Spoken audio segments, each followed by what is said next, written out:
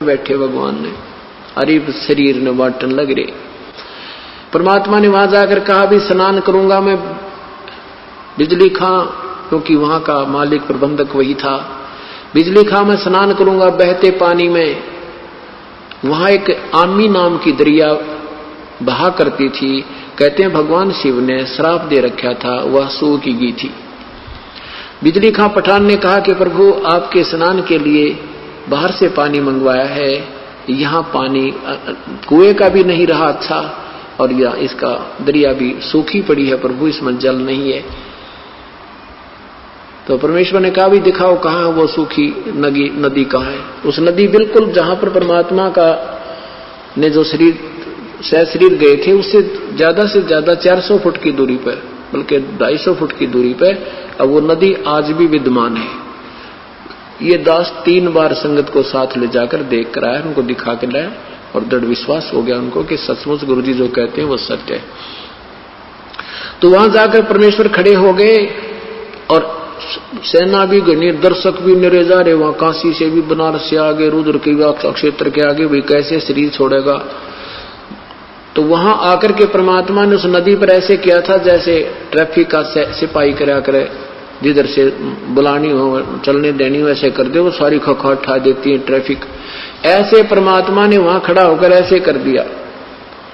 तो कहते हैं काफी दूरी पर एक धमाका सा हुआ और जैसे पानी का स्रोत बह के ऐसा चला कि पूर्ण रूप से नदी फुल होकर फुल स्विम पर निर्मल जल से भर के आएगी। सबने गदगद हो गए, नहाए धोए, पानी पिया, ठाठम ठाठ हो गए। फिर परमात्मा ने कहा एक सदर नीचे बिछा दो, एक बिछा दो ऊपर, अब मैं स्नान करूंगा ना, मैं अपना प्रस्थान करूंगा, मैं सतलोक जाऊंगा। और वही देख लियो तुम काजी पंडितो अपना हिसाब किताब ला के मैं कहां जाऊंगा। अब फिर क्या देखा कि इधर तो वीरदेव सिंह बघेल की सेना कति सटेन टू हो रही, कति हथियार तैयार करके, उधर से बिजली खां पठान की सेना खड़ी कति तैयार हुई। अब हम नहीं ले जाने देंगे, अड़कट कर मर जाएंगे, हम नहीं ले जाने देंगे अपने गुरुदेव के यहां से शरीर को। तब परमात्मा अंतर्यामी ने कहा अरे ये क्या, ये सेना किस लिए लाया है बिजली खां। नीची गर्दन कर ली, क्योंकि इधर बिजली खां खड़ा है, इधर वीरदेव सिंह बघेल खड़े हैं और सेना उधर खड़ी है, एक इधर खड़ी है, बीच में भक्त बैठे हैं, दर्शक बैठे हैं। तो परमात्मा ने कहा कि बिजली खां ये सेना किस लिए लाए हो, वीर सिंह ये सेना किस लिए लाए हो यहाँ पर। न्यू गर्दन कर ली नीचे ने, क्योंकि वो तो परमात्मा से डरते थे। के बोलना क्या जवाब दें इनको गुरुदेव के सामने। तो अन्य जो हिंदू और मुसलमान मुठड़ से आ रहे थे वो कह रहे गुरुजी हम मुसलमान तरीके से आपका यहाँ अंतिम संस्कार करेंगे, हम इन काफरों के हाथ नहीं लगने देंगे आपके शरीर को। हिंदू कहते हम नहीं छोड़ेंगे, हम अपने भगवान का, अपने गुरुदेव का तुम्हारी तरह मिट्टी ऐसे नहीं डालने देंगे, हम इनको अंतिम संस्कार हिंदू रीति से करेंगे। अब चढ़ा ली बां हो गए तैयार करके। परमात्मा बोले निकम्मो 120 साल तक मैंने यह शिक्षा दी तुम्हारी, आज भी तुम एक दूसरे को दो मान रहे हो, और इस मिट्टी को के फूको चाहे गाडो बता इसका बनेगा के निकम्मो। फिर सब शांत हो गए, क्योंकि वो तो उनसे परिचित थे कि परम शक्ति है। और कहा कि वे सुन लो मेरा ये अंतिम वचन समझो, मेरा आदेश है, ठीक है तुम नहीं मानते हो, मेरे शरीर के 2 टुकड़े कर देना। वैसे तो तुम्हें शरीर नहीं मिलेगा मेरा इसमें, फिर भी जो वस्तु मिले उसको आधी आधी कर लेना, पर ना जच्चा उनके शरीर ना मिल रहा करा, शरीर तो पावेगा। परमात्मा ने कहा कि ये मेरी बात मान लेना कि इसमें से आधे आधे वस्तु ले लेना, एक चदर में नीचे बिछाऊंगा, एक ऊपर ओढ़ूंगा, एक हिंदू ले लेना, एक मुसलमान ले लेना, और मेरा जो बीच में शरीर मिल रहा है तो उसने आधा आधा बांट लेना, पर तुम्हें 3 तलाक जाए आपस में लड़े होते। परमात्मा ने ऐसा कहकर के एक चदर नीचे बिछा दी, थोड़े थोड़े फूल वैसे सुगंधित से 2-2 इंच डाल दिए भक्तों ने, वो गुरुजी लेटेंगे और उसके ऊपर लेट के एक चदर ऊपर ओढ़ ली। और थोड़ी देर कुछ देर के बाद क्या देखा, आकाशवाणी हुई ऊपर तो, और कहा भी देख लो उस चदर के नीचे मेरा शरीर नहीं है और मैं जा रहा हूं अपने सतलोक को, और प्रेम पूर्वक रहना बच्चों, तुम गलती बहुत कर गए। ऊपर देखा तो एक बहुत तेजों में शरीर, बहुत तेजों में जैसे प्रकाश का गोल प्रकाश जा रहा हो, क्योंकि दूर होने से वो शरीर ना देख करके परमात्मा का, क्योंकि हमारी दृष्टि से हम उसके ओरिजिनल शरीर को देख भी नहीं सकते। सबने नो देखा वो गए भगवान। तो कहा कि देख लो वे तुम अपने जंतर मंत्र, अपने वेद कतेब खोल के या जंत्री में कहा जा रहा हूं, मैं स्वर्ग से भी पार जा रहा हूं। उन्हें कहा मैं तुमको तो यहां पर गधा बनता मरने वाला। तो परमात्मा वहां सतलोक पहुंच गए। और उधर से क्या हुआ कि दोनों हिंदू और मुसलमान एक दूसरे के लपट के ऐसे रोए जैसे बान भाई रोया करें माता पिता की मृत्यु पे। इस तरह चिपट जाते हैं और एक दूसरे को कहते हैं भाई हम तो महापापी थे, हमने भगवान को समझा नहीं, हम तो जुल्म कर दिया, ये भगवान हमें कैसे क्षमा करोगे। और नहीं, अगर परमात्मा विचार करना पुण्यात्माओं, ये निष्कर्ष है, ये सार निकालना हमने,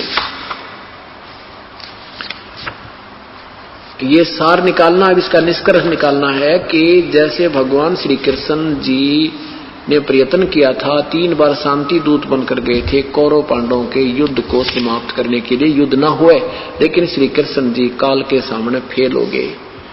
वो किसी की बुद्धि को चेंज नहीं कर सके और ये अनर्थ होकर रहा। महाभारत में 18 करोड़ व्यक्ति कट कर मर गए।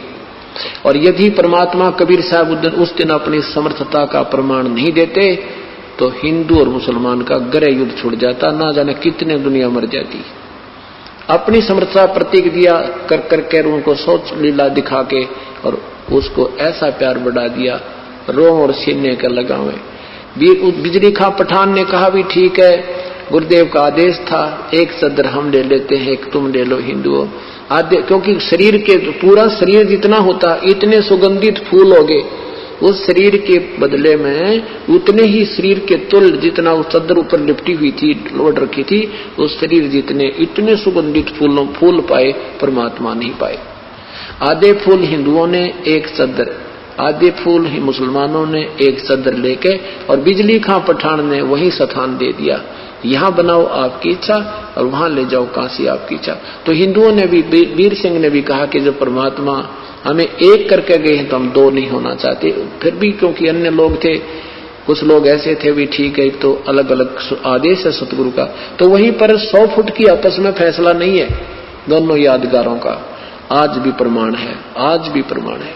और बिजली खां पठान ने कहते हैं 500 बीघा जमीन तो हिंदुओं वाली, कब उस हिंदुओं ने जो बना रखी है यादगार, उसके नमत कर दी, और 500 बीघा मुसलमान वालों को, 500 बीघे आज भी जमान उनको जमीन अलॉट है। और परमात्मा हमें एक करके चलेगे, पर हम समझे कति नहीं। अब परमेश्वर के बारे में जो दंत कथाएं बनाई गई थी, वो तो विधवा ब्राह्मणी का पैदा हुआ था, फलाना था, ये सब लोकवेद था। और उन लोगों की बातों पर के विश्वास करें जो कृष्ण जी को अजर अमर बताया करते, और उनकी हिस्ट्री शीट, उनके जीवन चरित्र में उसमें कहते हैं हम तो नासवान है। तो ये दंत कथा थी, लोकवेद थी, ज्ञान शास्त्र विरुद्ध ज्ञान था। तो गरीबदास साहिब ने अपने परमात्मा के विषय में क्या बताया है कि नाम अगर पियाना सतगुरु की, नाम अगर पियाना सतगुरु की, नाम अगर पियाना हो, दोनों दीन चले संग जाके हिंदू मुसलमाना हो, दोनों दीन चले संग जाके हिंदू मुसलमाना हो। जब काशी से परमात्मा चले मगहर की तरफ, उस समय का एक अमर वाणी बोली है उन्होंने कि नाम अगर पियाना सतगुरु की, नाम अगर पियाना माने प्रस्थान, की नाम अगर पियाना सतगुरु की, नाम अगर पियाना हो, दोनों दीन चले संग जाके वो हिंदू मुसलमाना हो। मुक्ति खेत को छाड़ चले हैं तज काशी अस्थाना हो, मुक्ति खेत को छोड़ चले हैं तज काशी अस्थाना हो। साहसिक अंदर कदम लेत है, साहसिक अंदर कदम लेत है, बादशाही सुल्ताना हो, कि नाम अगर दोनों दीन संग चले संग जाके हिंदू मुसलमाना हो, दोनों दीन चले संग जाके हिंदू मुसलमाना हो। कि नाम अगर पियाना सतगुरु की, नाम अगर पियाना सतगुरु की ना मगर पियाना हो। दोनों दिन चले संग जाके हिंदू मुसलमान हो। दोनों दिन चले संग जाके मुसलमान हो। चार वेद के वक्ता संग हैं वो खोजी बड़े बयाना हो।